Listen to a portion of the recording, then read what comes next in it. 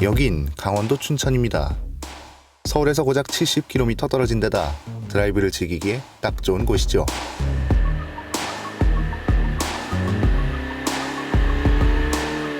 필요한 건 모두 다 갖춰져 있습니다. 웅장한 경치에 구불구불한 도로에 교통체증도 없습니다. 맨날 사무실에 박혀 있다가 이렇게 나오기 딱 좋은 곳이죠. 제네시스는 즐길 수 없는 차라고요? 아니요. 즐길 수 있습니다. 그런데 제네시스를 싫어하는 사람들도 이 차를 즐길 수 있을까요? 신형 G80 풀옵션 가격은 무려 8,900만 원이지만 우리가 산 차는 가장 대중적인 2.5L 터보 가솔린 모델입니다. 옵션으로는 팝퓰러 패키지를 추가했죠. 결론적으로 이 차의 가격은 6,500만 원입니다. 사실 이 가격이면 벤츠나 BMW도 충분히 고민될 것 같습니다. 물론 많은 사람들이 또 키보드를 두드리겠죠. 저놈들 맨날 현대차 가더니 지네 법인차는 제네시스냐 뭐 이런 식으로 말이죠. 그런 사람들한테 물어보고 싶네요. 만약에 또 저희가 차를 타지 않고 이렇게 비판을 한다면 그땐 또 뭐라 그럴까요? 항상 뭐 다 마음에 드는 차를 살 필요는 없습니다. 복종에 맞게 사면 되는 거죠. 그냥 아무 생각 없이 편하게 앉아서 음악을 듣고 히터를 틀어놓으면 그 답답한 속도에서도 즐거운 드라이빙을 즐길 수 있습니다. 그리고 적어도 평가를 하려면 저희도 차를 타봐야죠. 네. 물론 이 차를 시승 목적으로만 산 건 아닙니다. 그럼에도 구매를 한 건 그만큼 뭐 말도 안 되게 터무니없는 차는 아니었기 때문이죠. 아마 저희는 현대차가 인정한 전 세계에서 현대차를 가장 싫어하는 사람들일 겁니다. 뭐 그러니까 법정 싸움까지 갔겠죠. 뭐 누군가는 현대차를 그렇게 경멸한 애들이 타봐서 뭐하냐 이렇게라고도 합니다만 저희는 착각하지 않았으면 좋겠네요. 왜냐면은 저희는 댓글창이 난장판이 되도록 칭찬도 많이 해줬고요. 그리고 오늘도 좋은 이야기가 많이 나올 예정입니다. 물론 최대한 많은 사람들이 납득할 만한 얘기들이요. 실제로 타보니까 꽤 좋은 말이 많이 생각이 나더라고요. 물론 대부분의 사람들이 납득할 만한 수준에서요. 어쨌거나 이 차는 도심에서 다른 차들처럼 편안하게 운전할 수 있습니다. 그러나 도심을 벗어나면 더욱 다양한 이야기가 펼쳐집니다.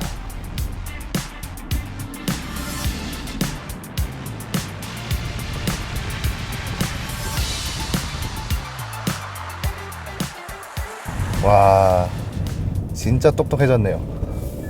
상당히 많이 똑똑해졌습니다. 현대차는 이 차가 역동적이면서 정숙한 주행 성능을 갖췄다고 말했습니다. 2.5L 터보 가솔린 엔진은 304마력 43토크를 발휘합니다. 그리고 단지 숫자만이 이 차를 마음에 들게 만드는 건 아닙니다.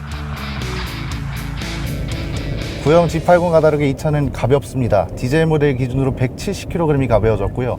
신형 G80 중에 가장 무거운 차는 1960kg입니다. 그래서 움직임이 훨씬 민첩합니다. 조금 무리하는 것처럼 코너를 돌아도 꽤 안정적입니다. 웬일로 차를 이렇게 만들었죠? 현대차는 좀 더 똑똑한 전자제어 시스템을 달았고 덕분에 튕겨나갈 걱정 없이 편안하게 차를 탈 수 있습니다. 그러나 이 차를 타면 탈수록 계속 알 수 없는 궁금증이 생겼습니다.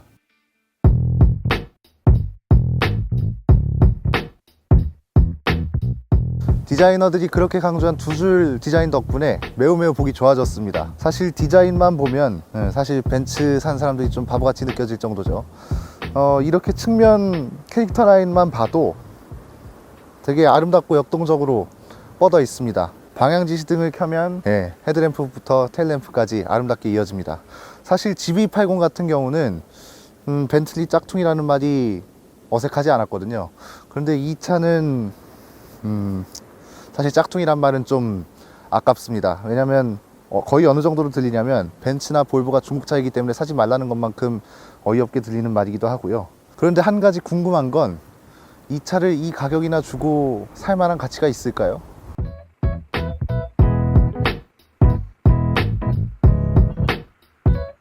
현대차가 오랜만에 꽤 괜찮은 차를 만든 것 같습니다. 그리고 생각보다 정말 마음에 듭니다. 이전 세대 제네시스는 크고 무겁다고 느꼈습니다. 뭐 구형 G80이나 지금 팔리고 있는 G90이 그렇죠.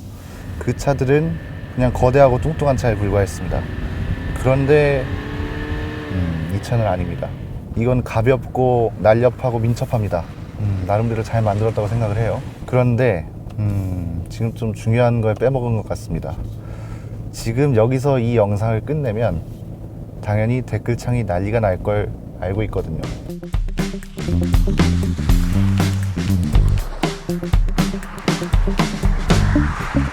오, 뒤가 미끄러졌어요. 제가 구형 G80 스포츠를 탔을 때는 차가 힘은 좋은데 무거워서 함부로 못 다루겠다고 말씀드린 거 아마 대부분이 기억 못 하실 겁니다. 워낙 오래전 얘기라서. 이 차는 다릅니다. 확실히 무게 감량의 중요성을 느낍니다. RPM만 잘 유지를 해주면 민첩한 상태를 계속해서 유지할 수 있습니다.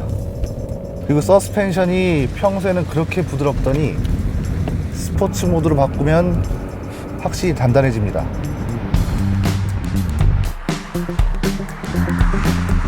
뭐 차를 방금 전처럼 그렇게 계속 날리면서 타면 재밌다고 생각을 하시겠죠.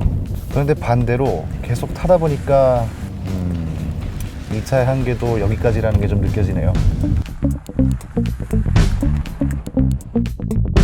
사실 현대차와 같은 지붕에 있긴 하지만 사람들이 제네시스한테는 더 많은 걸 바랍니다. 비록 끔찍한 결함들이 재난 문자처럼 매일 터지긴 하지만 그럼에도 많은 사람들이 응원을 한다는 거죠. 방금 전까지 재밌게 탔습니다. 그런데 반대로 한계를 느낀 건 이 차는 2.5 가솔린 터보 엔진까지만 재밌게 즐길 수 있는 게 아닌가 하는 생각도 들더라고요. 그 이상이 들어가면 뭐 어떻게 돌변할지 모른다는 거죠. G80 스포츠가 진짜 스포티한 차로 나올 수 있을까요?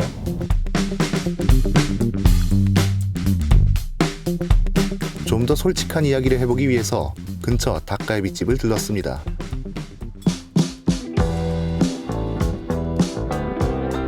저 차를 월에 200만 원씩 내고 타고 다니면서 정말 많은 생각을 했습니다. 정말 잘 만든 차가 맞는지, 반대로 왜 그렇게 문제가 많은지, 그럼에도 왜 그렇게 잘 팔리는지. 사실 뭐 왜 그렇게 잘 팔리는지는 저희가 영상에서 이미 많이 얘기했습니다만 정보의 격차가 크죠. 저 차는 약간 닭갈비 같습니다. 뭐 춘천하면은 닭갈비를 많이 떠올리지만 사실 그것보다 좋은 거 훨씬 많거든요. 그러나 대부분 잘 찾아보질 않죠. 뭐 마치 자동차를 살 때도 현대차나 기아차 그리고 제네시스만 찾는 것처럼요. 다른 브랜드는 아예 보지도 않는 분들이 많거든요. 이 가격대에 훨씬 좋은 차들, 그리고 생각을 해보면 요즘에는 또 선택지도 꽤 많아졌습니다. 그러나 아직 결국 한국에서는 제네시스가 최고라고 생각하는 40, 50대들이 여전히 많다는 거죠. 물론 사는 사람의 잘못이 없지는 않겠지만 뭐 상식적으로 자기 차 엔진 오일이 감소하고 불이 나고 급발진이 나고 뭐 그렇다고 생각할 사람이 몇이나 될까요? 그 정보의 격차를 이용하는 정부나 기업이 잘못이겠죠.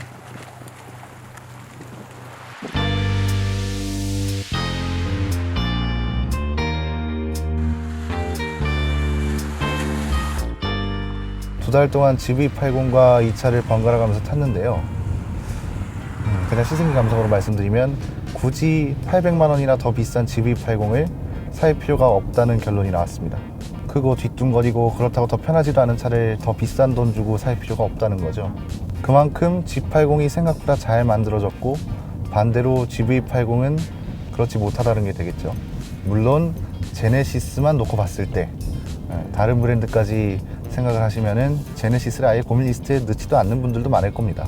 만약에 제가 춘천하면 닭갈비만 떠올리는 사람이라면 저는 이 차를 살 것 같습니다. 하지만 저는 많은 차들을 타봤고 지금까지 많은 차들을 소유해 봤습니다. 물론 뭐 이 차가 좋으신 분들은 그냥 사시면 돼요. 뭐 각자 취향 그리고 각자의 목적에 맞게 사시면 되니까요. 심지어 뭐 사전 계약까지 하면서 말이죠. 그런데 그게 과연 진짜 현대차를 위한 행동일까요? 좀 더 있어 보이게 비유를 하기 위해서 여기를 마지막으로 좀 들러야겠네요.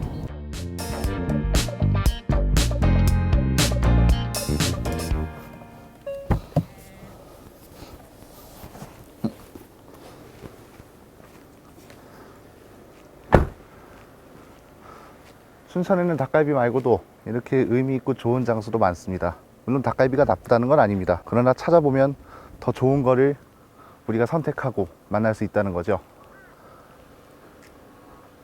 자동차도 마찬가지 아닐까요?